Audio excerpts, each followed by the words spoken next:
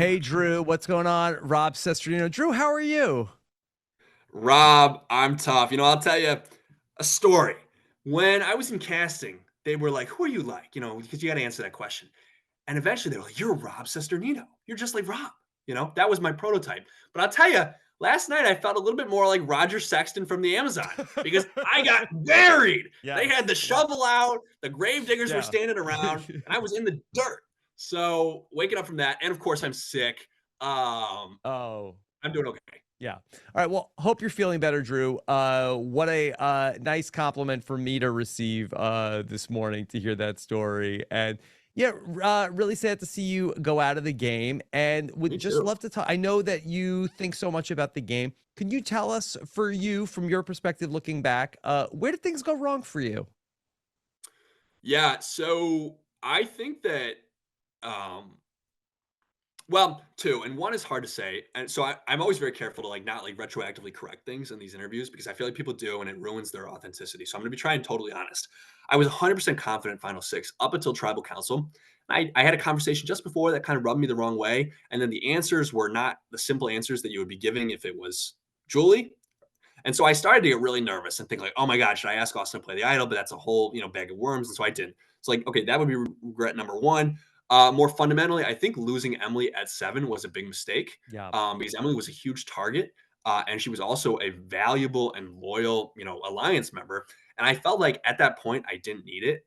She could go and it would kind of be bloodless. I'd be able to potentially recoup a jury vote. I'd be able to avoid the emotional hard decision, which really weighed on me, cutting these people I was close with. But in actuality, I underestimated the extent to which D would stick up for Julie. And I really needed Emily's presence and number. So I think that was a big mistake at Final Seven, not splitting the vote. Yeah, you classified Emily going out at 7 as a mistake. I mean, did you have some agency in Emily going home? Did you have knowledge of how that was going to Yeah. play out? So everyone, this is tough. People knew that Julie knew basically by tribal council. And we thought that we had given it away through our dynamic at camp. Like basically, we were joking that it was the worst hidden blindside in history. But the logic was kind of that, okay, if Julie plays the idol, she is going to send Emily home because Emily's gunning for her the hardest. And that eliminates a big threat, which makes Julie a huge threat, which means that if we go after them in final six, it's flawless. Like, who would go against that? Who would be so silly to let her stick around? Of course, okay, there's some silly billies out there in the island, but that was the thinking. And I'll tell you, Rob, we talk about the meta game. I'm somebody very invested in the meta of Survivor, and I think that it is reduced. There are so many ways to play Survivor, and we have this tried and true road that we never forge, off of, and it's silly. And so one of the things I kind of wanted to make a stand creatively on is the foolishness of splitting votes. I think 99% of the time, splitting votes is a mistake. And even when it doesn't go your way, which happened twice on this season, okay, the person who successfully took advantage of the split because target number one and it buys you another day. If you are on the top, right, which Reba before was, all you want to do is buy another tribal council before you guys, are the ones that everyone targets down. You want to have another person make it through. And so the failure of a split vote can be valuable in that regard. So But anyways, we heard a lot of talk about how Julie was the person that we're very concerned about Julie because she's so unbeatable. Why was Julie considered to be such a big threat out of the members of the Re before?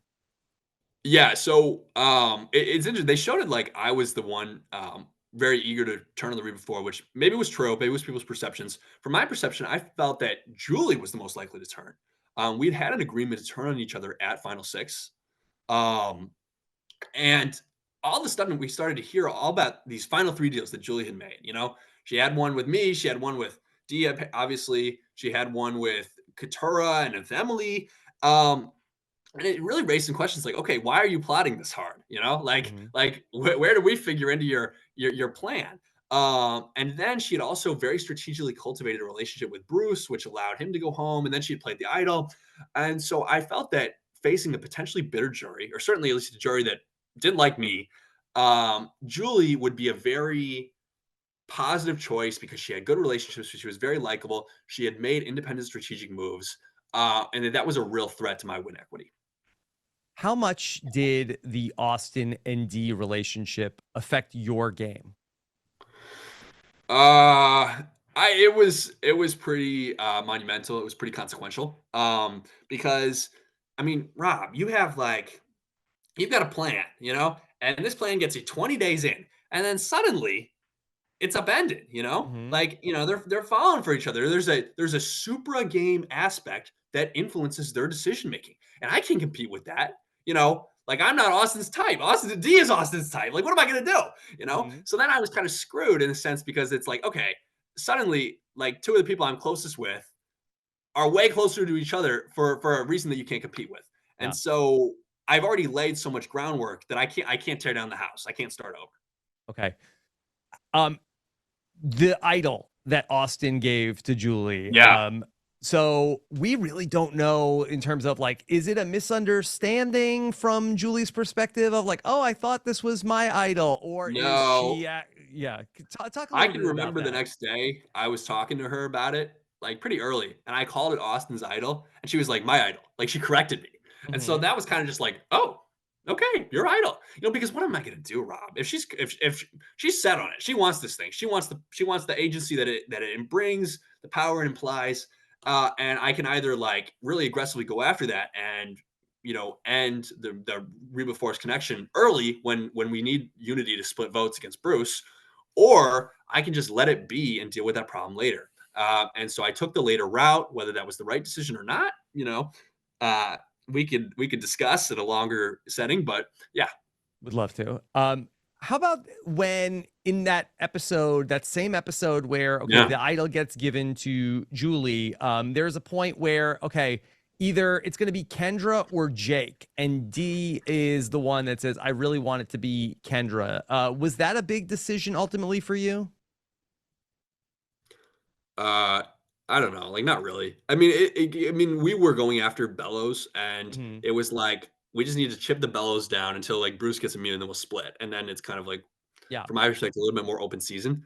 Kendra, I underestimated Kendra's like loyalty maybe to me, and I think that letting her go there was a big mistake because although I had helped Jake in a couple ways, he really did not have that much loyalty for me, and he was looking to make this huge move. And I think maybe his periscoping on making a major move made it very difficult for people to work with him because you knew that he would undercut you immediately, that he had no bond. Um, but yeah, letting Kendra go was a bummer. I had wanted that eventuality. I had wanted that, and I think you saw that with D and me talking around the fire. Yeah. Um, I only got cold feet when I felt that Emily would not support the decision, Emily and Austin, because I don't think they felt that way. But no, I only bring it back to that because in talking with Emily, that I got the sense from her that she was feeling like that the post swap Bello group that you were a part of with Kendra and Emily and with Austin was a viable path that she was banking on in terms of working with you it's tough because I thought it was to too. maybe take out D and Julie. Yeah. I thought it was too. But then there was this girls' alliance, which probably wasn't that real at the Kelly vote. Hmm. And Kendra had a conversation with Austin and I on the beach where suddenly she was so confident, and she was talking about how like, oh, our relationship will be good because eventually we might need to take Kelly out, we'll blindside Kelly, but like, and I suddenly was like, okay, I'm not priority A anymore. Kendra has made other plans. Kendra has found a new house with great neighbors, and we're like the podunk people from the town over to New Bello. Yeah. So I figured, okay, if she's moved on, I've moved on. Like I'm done. And so that was the end.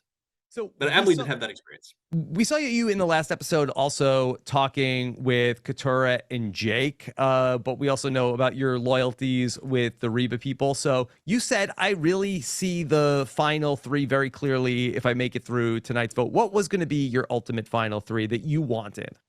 So it was tough. I really set myself up for that one. Walked into the break.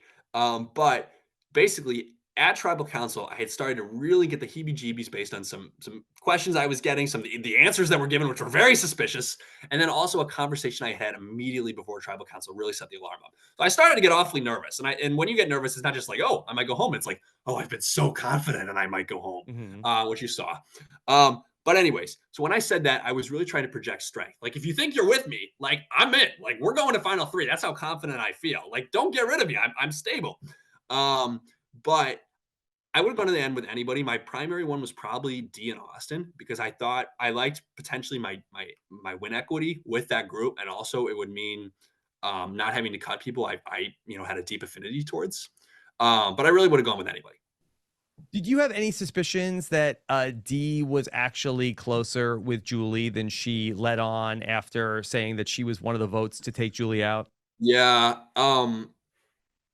Like, everybody knew they were super close, but for me, like, logic is the ultimate supervening presence, and you've played a very similar game with Julie. Julie has strategic moves you don't have, right? Julie is kind of bloodless in a way that you're not. It would be silly not to take Julie out, you Mhm. know? So, from my perspective, logically, it was a move she had to make. In hindsight, um, she didn't feel that way, obviously, and I think I was overconfident that she would be with me because from my perspective, it was the right decision, so why would she do anything differently? That's a sign of immaturity, it's a sign of, whatever you wanna call it, but, that was the sign of the times. Why were you comfortable with Jake being the babysitter for Julie? I wasn't, but it's kind of a situation where it's like, I'm the youngest guy in the cast. Like, what am I gonna do? If you guys want to walk around, am I really gonna like, linger over you? Like, oh, what's that? You know what? Like, and the other thing is, if I do that, it buries any semblance of or simulacrum of trust that they might believe I have Mhm. in them. So I was kind of dead in the water in that regard.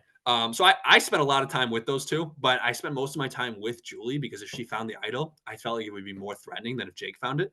Mhm. But anyhow, Did you have any sense that Jake had an idol? no, nobody had any idea. Yeah. Um, do you feel like is there a different combination that Austin could have taken on the reward that would have potentially changed this outcome? I think taking Julie would have been wise, potentially. Um, we had talked about taking Katura at the time. Uh, D being his first decision, I remember that surprising me a little bit in hindsight. I'm not sure why, but I remember being Mhm. surprised that was his first pick. I think taking Julie on the reward would have been a good idea because when you lose a reward and then when they gloat flying a helicopter over your beach 3 times, which is how many had happened in real life, then, you're in the pits, you're upset. And so I think that the dynamic at camp really buried my possibility of repairing my relationship with Julie.